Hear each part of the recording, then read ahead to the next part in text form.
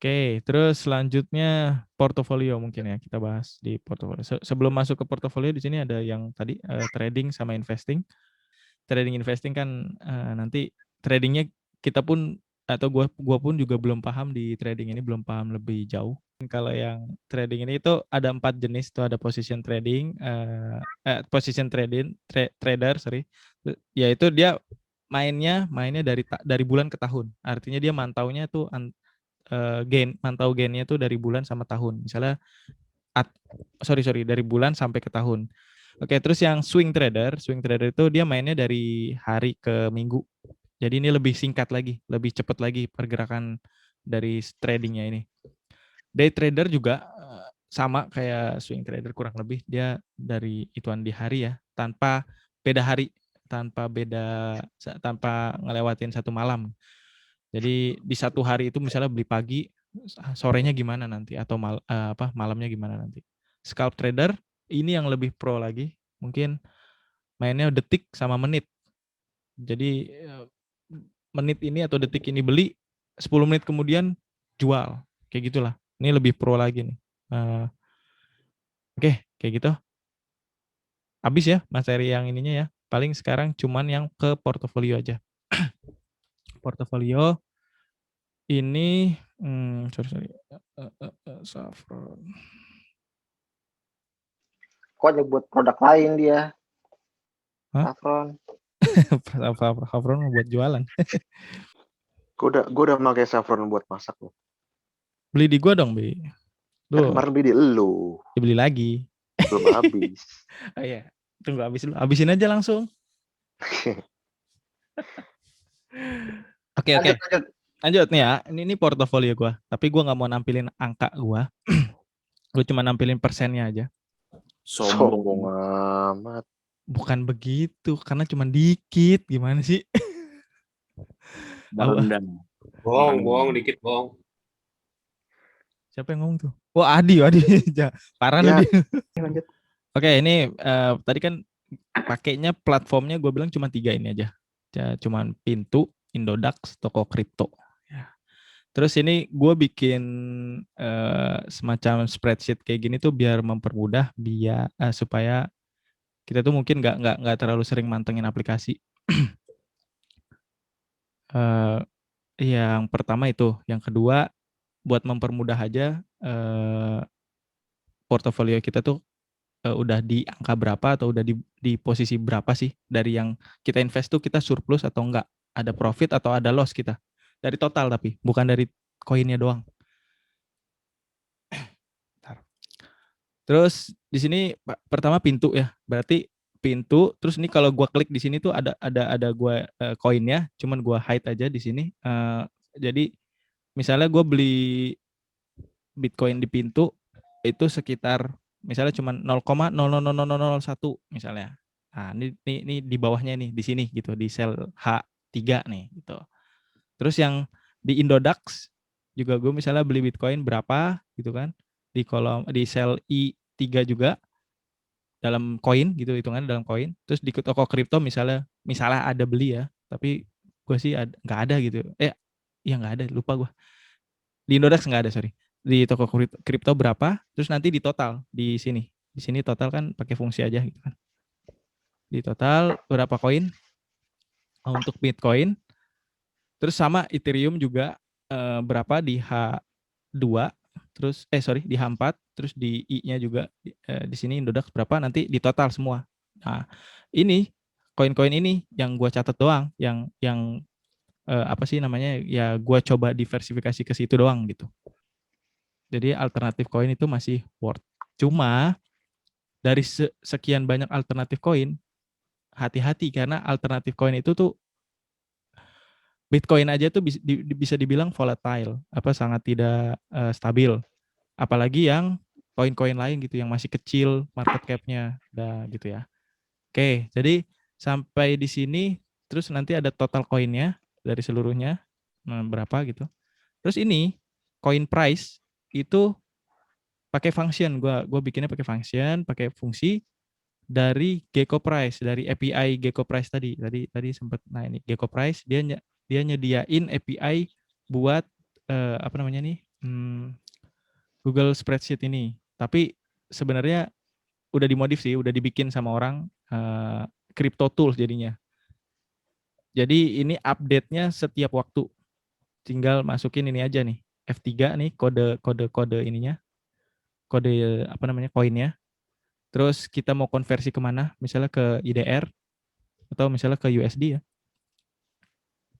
Terus ini parameter yang ketiga itu isinya itu cuma buat fix atau enggak. Kalau dia diisi, isinya bawaannya sih dari sana, dari gue baca dokumentasinya gitu.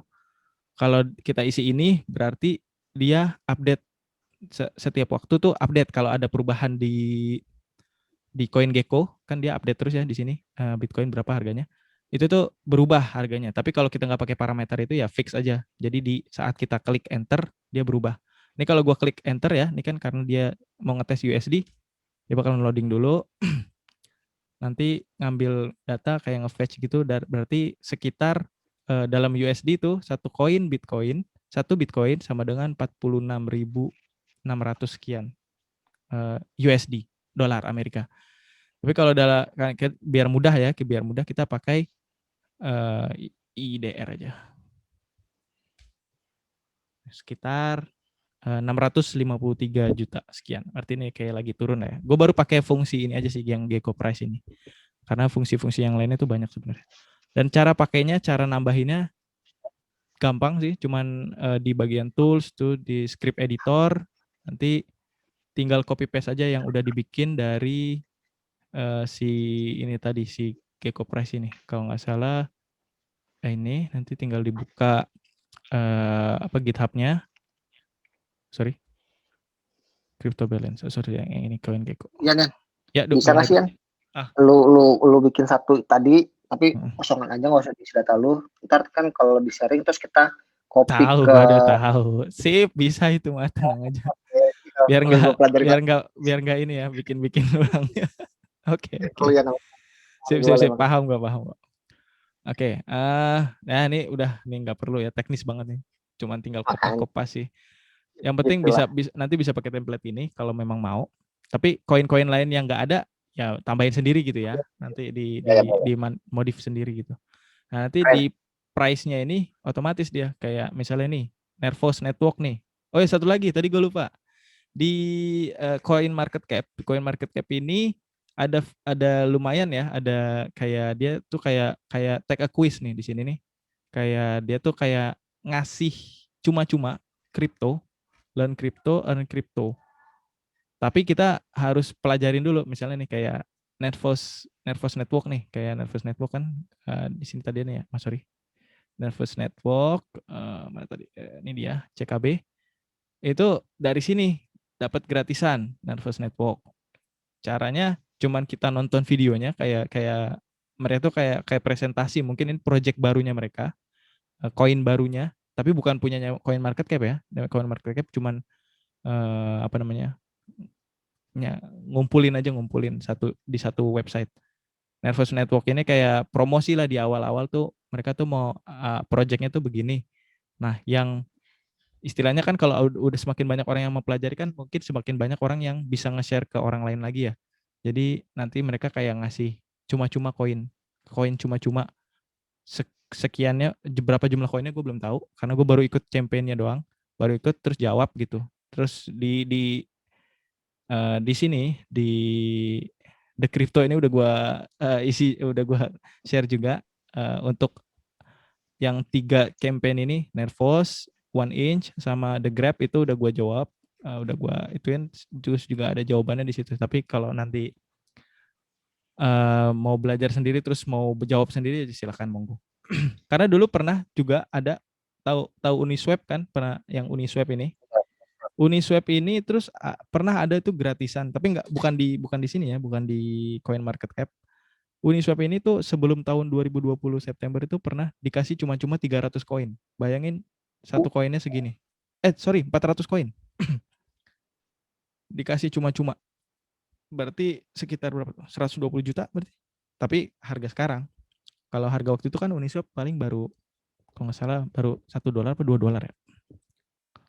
Ya kurang lebih gitu. Jadi Iseng-iseng aja, iseng-iseng. Yang ini iseng-iseng sambil belajar juga kan nanti tahu Bisa blockchain-nya investasi apa tanpa gitu. modal. Gimana, Du? Sorry. Bisa investasi tanpa modal, asik. Iya, Jadi atau kalau iseng-iseng aja. atau di Kalau mau hold gitu. nyoba-nyoba belajar, Di hold. kerjain otomatis kan. Iya, ya buat belajar lah, hitung-hitung buat belajar. Karena yang blockchain ini sih, gue tuh kayak optimis banget ya. Mungkin ini kepake banget nanti kayak di ya teknologi baru yang ya mungkin 3 tahun ke depan itu mungkin ini jadi materi di kuliahan nih. Mungkin ya menurut gue. Atau mungkin sekarang malah udah ada. Karena banyak juga yang kayak di kemarin ada gue baca jurnal ya, judulnya doang sih gue baca. Itu kayak pemanfaatan teknologi blockchain buat studi kasus yang COVID gitu. Wah, itu kan keren juga tuh. Jadi kayak ya nggak tahu sih teknisnya gimana. Pokoknya baru baca judul aja, wah kepake juga berarti nih gitu. Oke, lanjut di sini tadi ya. Di sini berarti terus ini kalau nggak salah, nah ini dia. Di sini berarti gue masukin ini inputannya di sini di kolom M ini, gue kali dari yang total koinnya ini, terus dikali ke coin price-nya, ke harga koinnya, dapatlah totalnya dalam rupiah di sini segini. Setiap koin dari Bitcoin terus sampai terusnya. Terus di sini di total ke atas di sum di sini ke sini. Di total dari sini ke sini dapatlah angka di sini berapa dalam rupiah. Berarti ini adalah portofolio total. Misalnya Bitcoin 500.000, terus ini 200.000, berarti di total sekian gitu kan. Nah ini 100%-nya gitu.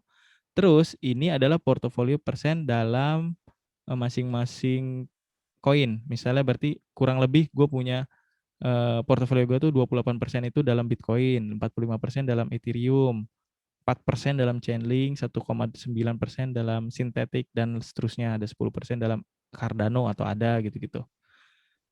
Oke ya, terus masuk ke sini berarti 100%-nya di sini. Dan ini kolom B di sini sorry ya, kepisah nih ya. Di B sampai D ini pembatasnya di sini. Harusnya nanti gue kasih kotak-kotak gitu biar jelas. Di sini dari mulai A sampai D ini transaksi gue, transaksi depositnya. Jadi sengaja gue pisahin kayak gini buat ngelihat di atas ini nih, di atas ini di jumlah. Berarti deposit gue waktu mulai gitu. Ya apa sih berarti itulah modalnya ya, modalnya itu berapa gitu. Jadi waktu pas kalau nggak salah ini tanggal 3 bulan 1, 250.000 masukin melalui pintu. Terus ini dapat referral gitu kan ya, Du ya, yang lu dapat 30.000, gue dapat cuma 5.000, gitu kan. Emang kacau banget nih. Gue kagak pernah lebih dapat dari 5.000. Kemarin 7,5 gue dapat. 7,5 tuh berapa? 750.000? 1.500. Oh bisa gitu. Kirain 700.000. Oke. Itu mah iseng-iseng aja itu. Untuk yang koin itu. Untuk yang referral gitu ya. Kan nggak Itu wajib. referral 750. Mana ini? Oh enggak, ini masukin. Iseng dong, masukin segini. Jadi terus ada yang ke bawahnya lagi gitu kan, ini sengaja gue tutup. Terus dapatlah totalnya sekian gitu kan. Dapat totalnya sekian, dan di sini juga dapat artinya dapat ini yang merah ini, yang C1 itu modal gitu kan, yang M1 itu berarti posisi di waktu ini di tanggal 12 bulan 2. Ini pakai fungsi now ya, ke date now. Jadi dari sini terus ini di sana ada 41 days di kolom H20 ini ada 41 days. Itu gue bikin cuman dari pengurangan ini di tanggal sama ke tanggal 3 ini. Jadi dari tanggal 12 hari ini, atau kalau besok berarti hari besok gitu kan, berubah sendiri otomatis.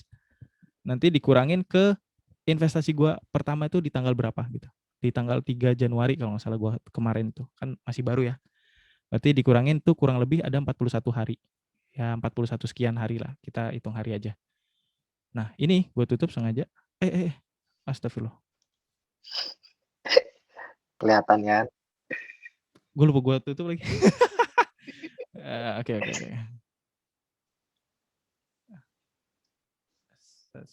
Sorry. Nah ini berarti deposit gue sekian.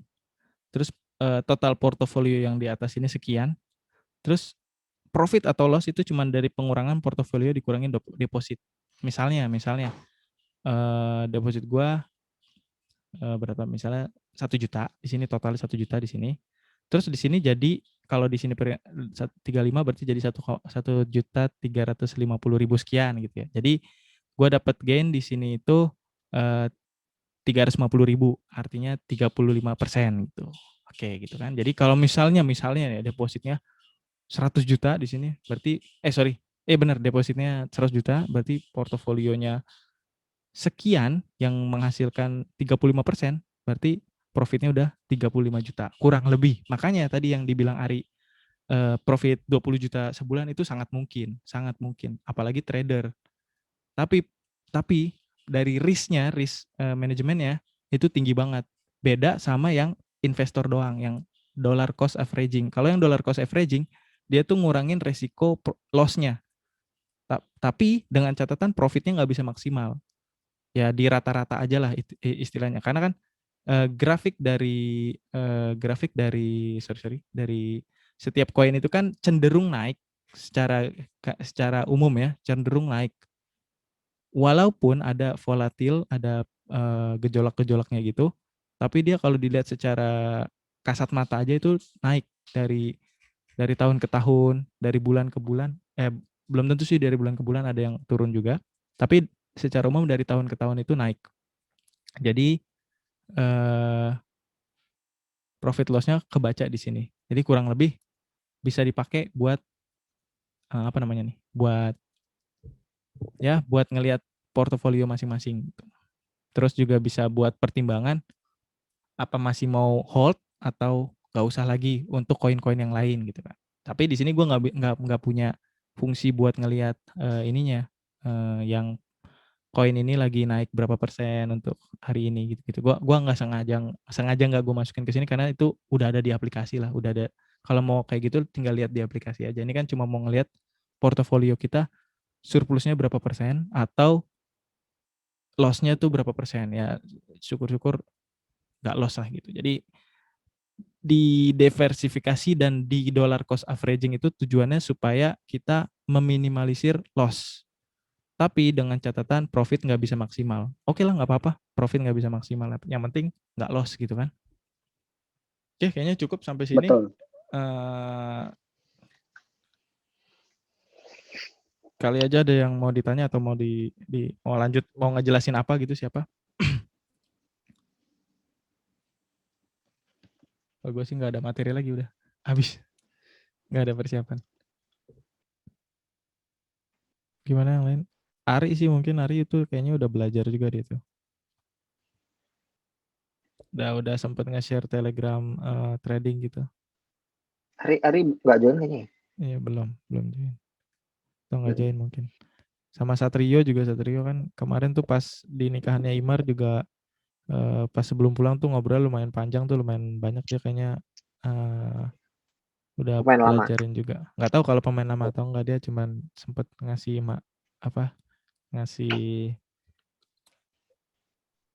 materi tentang kripto tuh lumayan banyak, dia lumayan paham lah, lumayan banyak. Karena dia sebelum di kripto itu dia kalau nggak salah dia bilang sih main di forex. Udah sempat ikut-ikut yang course-nya gitu-gitu do. Makanya yang di grup itu dia nawarin course juga kan. Cuma gue pribadi, gue kalau course gue anti lah. Selama bisa dipelajarin dulu, mending pelajarin dulu, karena ya banyak banget lah fake gurus lah. Iya. Ya, kalau dia memang niat ngasih ilmu ya kasih aja. Kalau memang dia mau niat cari duit ya monggo. Cari duitnya kalau dia emang trader profesional kan duitnya udah dari situ aja, nggak usah dari course itu. Ya artinya kan dia masih cari duit buat investnya tuh dari course-nya.